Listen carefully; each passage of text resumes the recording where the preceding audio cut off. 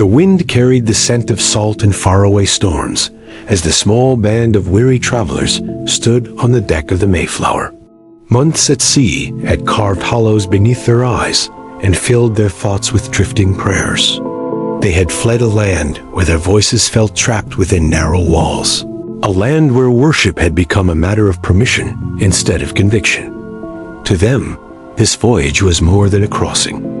It was a doorway to a place where they hoped their faith could grow without chains. William Bradford stood near the bow, fingers curled around a rope that trembled with the restless November sea. He was still young, yet already weathered by the long questions of purpose and survival. In the darkest hours of the voyage, he had told himself that God had brought them here for a reason, although that reason shifted like a lantern in strong wind.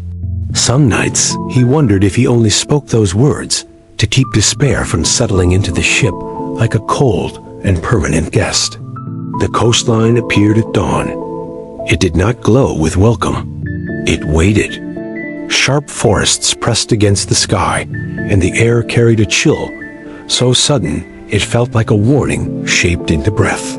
Yet the travelers stepped onto the new world with a mixture of trembling and hope. Their footprints marked the sand, as if signing their names in a place that did not know them. Behind them, the Atlantic roared as if trying to call them back. But they stayed.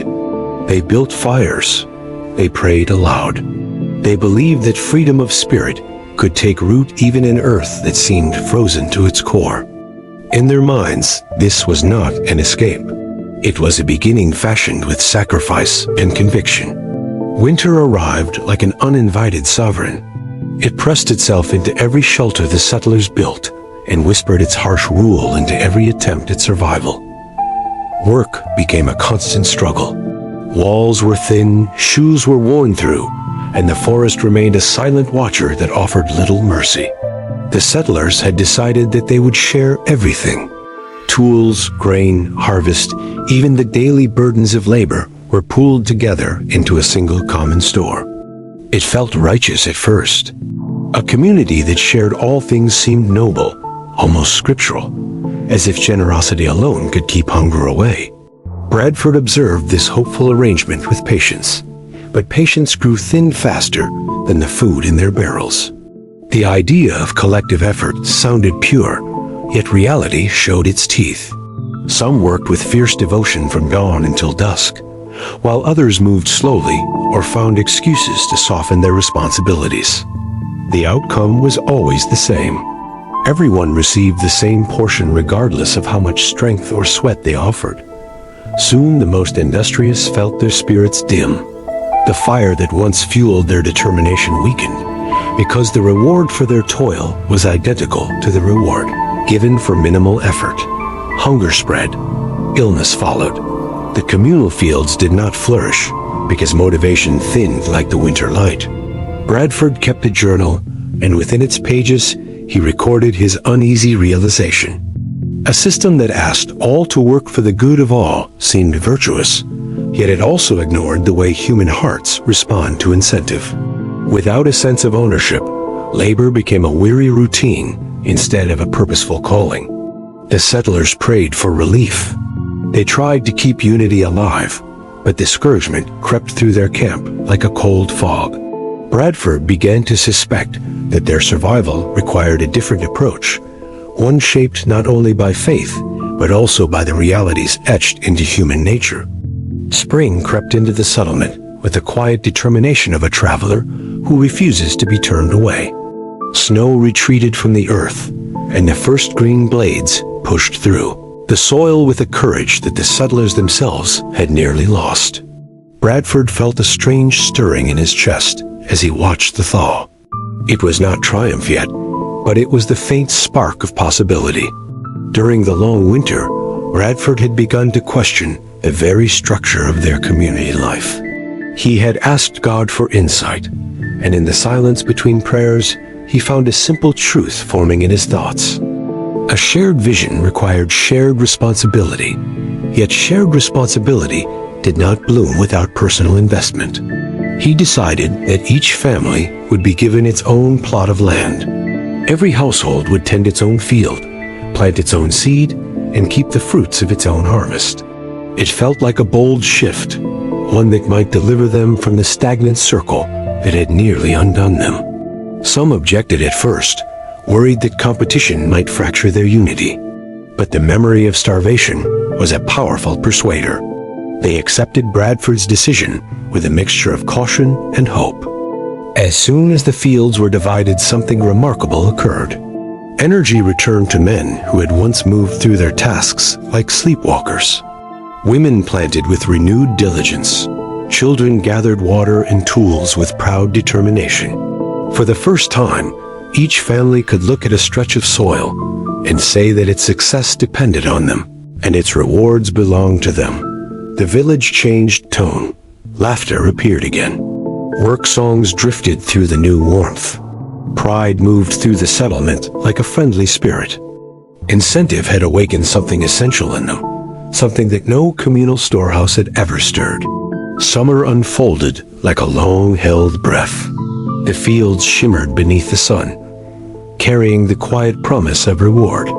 Each family tended its crops with devotion. Morning light revealed silhouettes bent over the soil, and evening light revealed faces glowing with weary satisfaction. What had once been a settlement, weighed down by discouragement, had become a village alive with purpose. Even the children sensed it. They followed their parents into the fields with baskets and small tools, eager to play a part in the prosperity that seemed finally within reach. Plants grew tall and strong. Corn rose in golden columns, beans wound upward in graceful lines, and pumpkins swelled with proud roundness. The settlers walked among these signs of blessing with heartfelt amazement. It was as if the land itself had been waiting for human hands to work it with individual responsibility and joyful ownership. Bradford kept notes in his journal. He wrote about the transformation he saw not only in the soil, but in the spirit of the community. Where there had been suspicion and lethargy, now there was cooperation grounded in confidence. People traded skills and goods freely, not because they were required to, but because they wanted to strengthen the settlement that they had reshaped together. As harvest time approached, the air filled with the scent of ripening grain and the sound of grateful murmurs. Families gathered what they had produced, stacking baskets and barrels with reverent care. They remembered the hunger of the previous year and felt their hearts swell with gratitude. The change in their system had become more than an economic shift.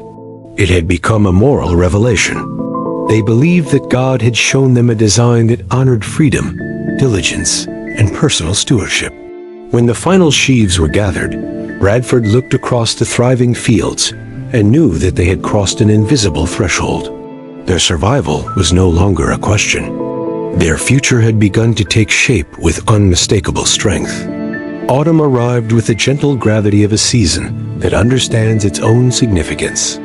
Color poured into the trees and drifted downward in soft spirals.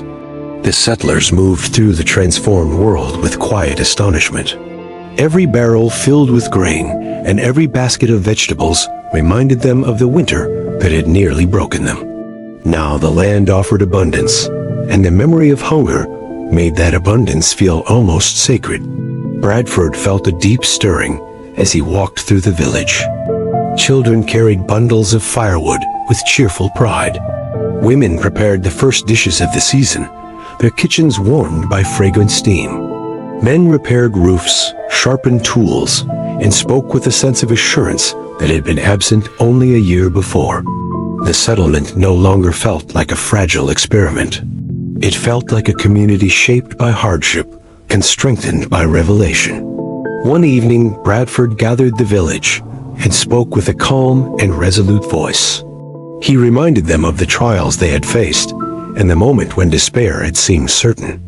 He recalled the decision to divide the fields and the transformation that followed. He told them that gratitude must not be a passing emotion, but a way of living. The people listened with solemn hearts. They knew he spoke truth born from survival. They decided to hold a feast. It would not be a simple meal. It would be a declaration, a recognition that God had guided them through uncertainty and shown them a path built on responsibility and freedom. Families brought their finest harvests to a long communal table. They prayed aloud, their voices rising into the cool air with steady conviction. Laughter returned. Music drifted beside the fires. As night settled over the celebration, Bradford looked at his people and felt a profound certainty. Their story had begun with struggle, yet it had unfolded into purpose. The feast became the symbol of that journey, a remembrance shaped by faith, labor, and the unmistakable mercy that had carried them into a new life.